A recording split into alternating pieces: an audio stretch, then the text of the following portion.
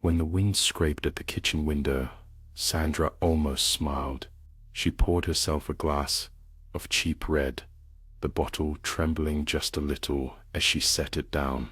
Upstairs, her son slept on, unaware.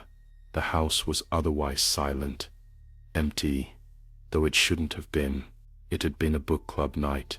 She carried her glass to the den, her footsteps muffled on the rug, and surveyed the scattered paperbacks and teacups, lipstick smears still clinging to porcelain.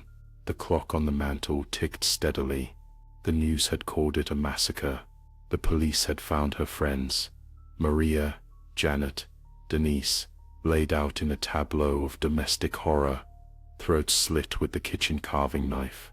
Their bodies were discovered only minutes after Sandra's own call for help, voice trembling as she described a masked figure looming outside, slippery as shadow, always a step ahead. She'd painted the stalker with precise, trembling words: 6 feet tall, hooded, breathing ragged, eyes like nightmares. Yet now, alone in the afterwash, Sandra stared at the kitchen window, searching her reflection for the cracks. At first, it had been necessity. Maria had seen the bruises beneath Sandra's makeup. Janet had been too nosy, questioning why Sandra never left the house alone, reading her texts upside down during meetings. Denise had simply disapproved, her gaze always flat and unblinking. Sandra raised her glass again. She could almost hear them, giggling over stale jokes, oohing at the gossip, pressing her, always pressing. Their presence lingered, an ache beneath her skin. Outside, headlights swept the street, glazing the curtains, and for a second her heart kicked against her ribs.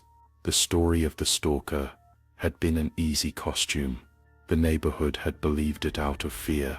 The police because she played the part of a trembling survivor. Soon they'd move on. Soon maybe. She thought the awful pressure inside her would ease. But then came the soft tap. 3 precise, deliberate knocks at the window. Sandra froze. She set the glass down, throat tight. Her eyes darted to the kitchen, only her own face reflected in the glass. But when she reached for the curtain, her hand shaking, she saw the outline, tall, hooded, featureless, just as she'd described. Impossible. The air seemed to shudder with anticipation. Had she, in sewing together the lie, summoned something real, drawn it here by speaking it into being? Or was her mind guilt-riddled, finally splitting along the seams? Again the knock, harder this time. The shape behind the glass didn't move, but seemed to press closer, darkness pooling where a face should be. She reached for her phone, but her hand was slick with sweat. The room was suddenly unfamiliar, warped, full of shifting shadows. Had the door always been half open? Had those footsteps always echoed behind her? Her phone vibrated with an unknown number. As she answered, a rasping voice whispered from both the line and the porch. "I know what you did. Let me in." Sandra staggered back. The story she'd so carefully crafted had become a living thing, coiling through the corners of her home, whispering threats into the static between moments. The glass of wine toppled to the floor, red blooming like blood across the carpet. She realized, too late, that something truly was hunting her, a thing made from lies, desperation, and the echo of 3 forgotten women, something that would not stop until the story was finished.